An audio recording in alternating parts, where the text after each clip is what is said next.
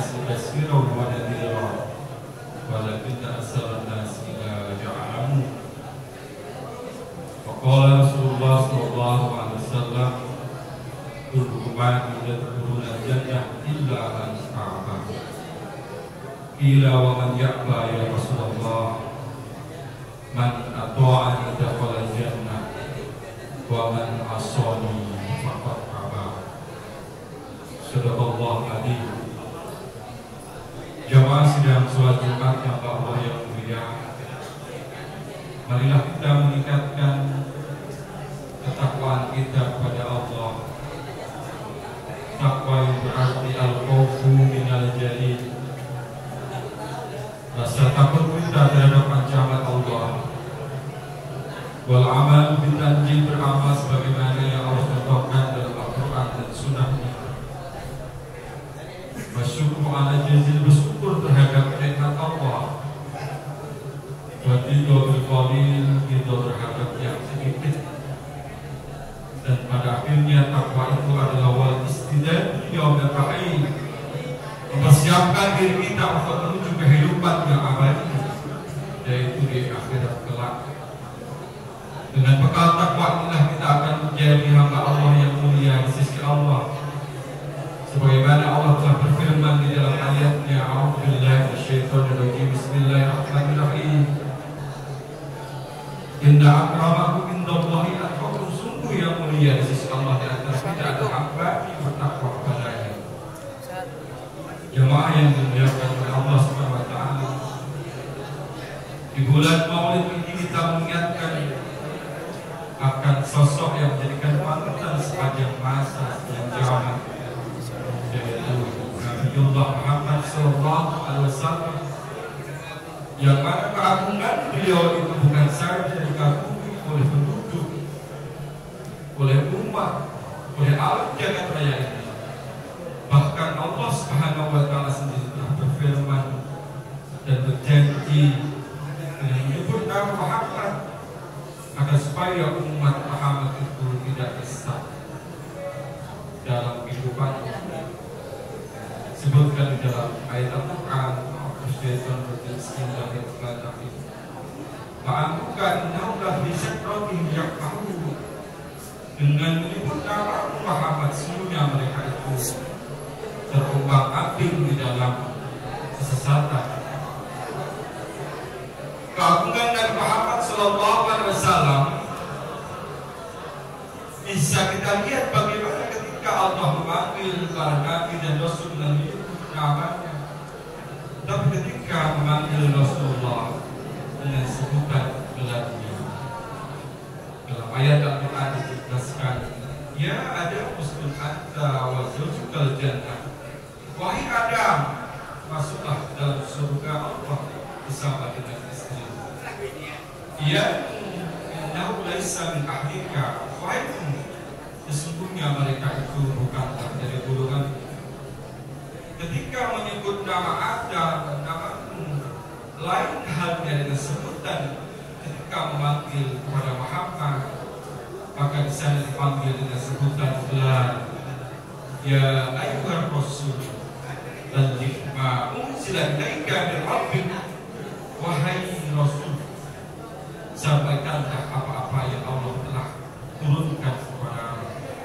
Bukan memanggil namanya Muhammad, tapi ya ayyuhar rasul dengan gelar, ya ayyuhan nabi, wahai nabi, hadithil mu'minin ala kita, wahai nabi, berikanlah semangat motivasi kepada orang-orang yang berjihad di jalan Allah.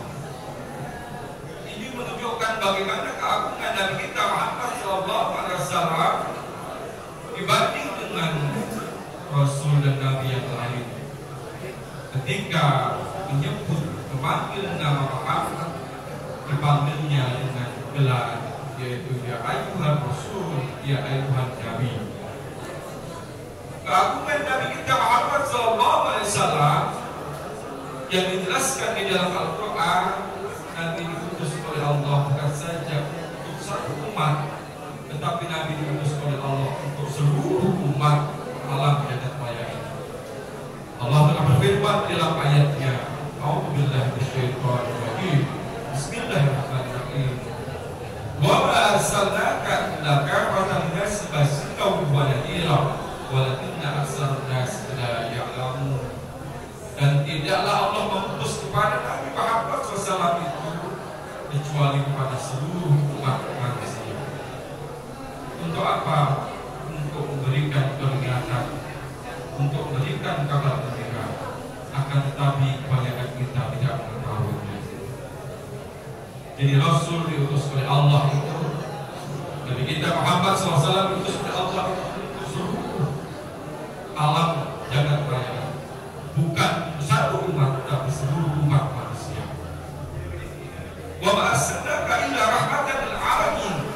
Dan Nabi kita diutus oleh Allah Subhanahu wa taala itu memberikan rahmat bagi seluruh alam, memberikan kasih sayang kepada seluruh alam jagat raya itu.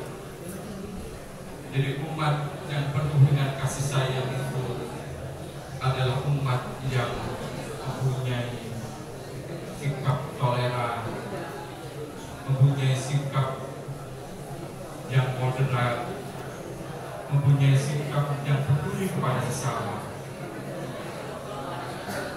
Maka rahmat itu bukan saja diberikan kepada umat Islam, tetapi juga diberikan kepada seluruh alam jagat raya ini sebagai makhluk Allah Subhanahu wa taala. Keagungan Nabi kita Muhammad SAW, Nabi itu diutus oleh Allah sebagai uswatun hasanah, sebagai tauladan yang baik. Al-Quran menjelaskan dalam hal ini. A'udzubillahi Bismillahirrahmanirrahim. Laqad kana lakum fi Rasulillahi uswatun hasanah liman kana yarjullaha wal yawmal akhir wa dzakarallaha katsiran. Sungguh di dalam diri Nabi itu terdapat uswah, contoh tauladan yang baik bagi orang yang mengharap ridho Allah, bagi mereka yang beriman kepada hari akhir, dan bagi mereka yang banyak mengingat kepada Allah Subhanahu wa taala. Jadi maka ketika kita ingin menjadi umat Muhammad, umat Nabi kita Muhammad SAW, maka yang menjadikan panutan kita adalah Nabi kita. Bagaimana kita sebagai umat manusia, hubungan kita dengan sesama, hubungan kita dengan makhluk Allah, hubungan kita dengan Allah itu sendiri. Jemaah yang dimuliakan oleh Allah SWT, keagungan Nabi besar Muhammad SAW, bahwa akhlak Nabi itu adalah Al-Quran. Dalam ayat Al-Quran dijelaskan, A'udzubillahi minasyaitonir rajim, Bismillahirrahmanirrahim, wa innaka la'ala khuluqin 'adzim. Dan sungguh di dalam diri Nabi itu terdapat akhlak yang mulia. Akhlak yang mulia itu apa? Yaitu Al-Quran. Akhlaknya Nabi itu Al-Quran yang menjadikan pedoman hidup bagi kita semuanya. Maka ketika kita mengaku sebagai umat Muhammad, kita harus mempedomi Al-Quran sebagai kehidupan kita, sebagai pedoman hidup kita, baik dunia maupun akhirat kita. Bahkan di dalam hadis Nabi disebutkan, khairukum man ta'allama al-Qur'an wa 'allamahu.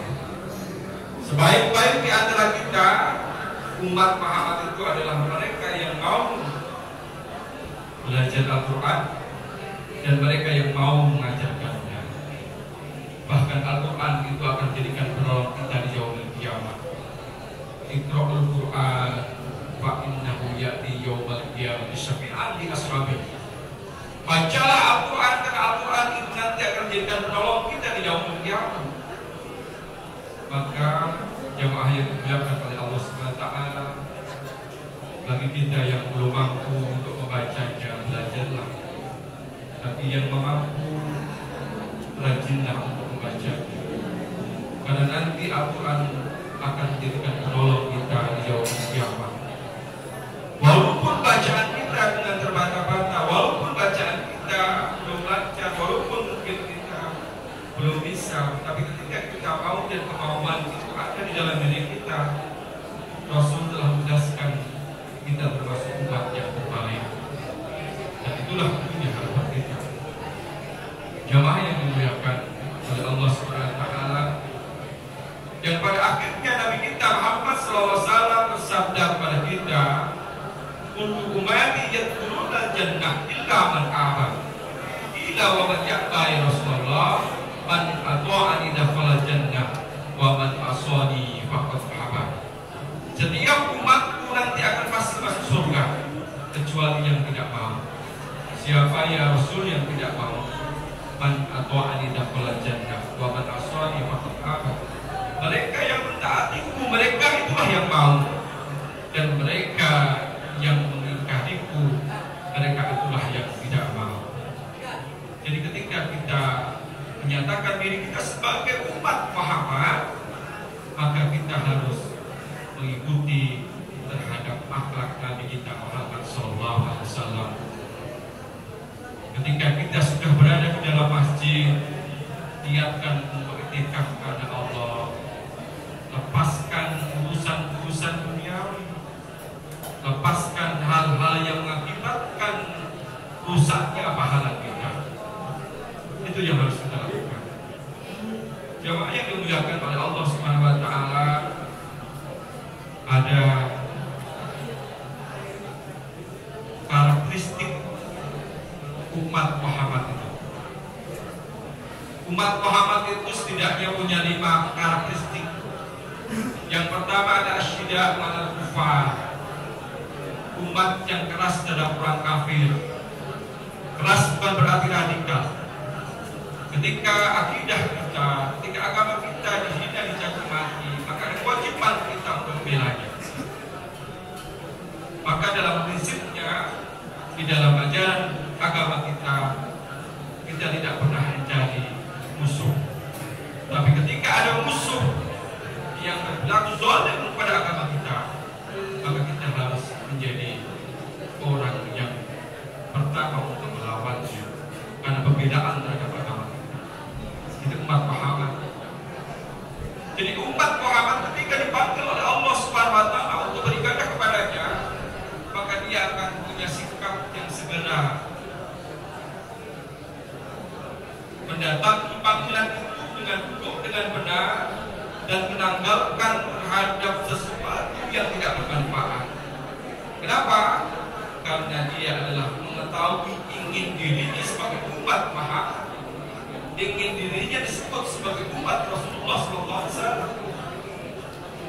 Karakteristik yang kedua adalah Muhammad Ubaidah.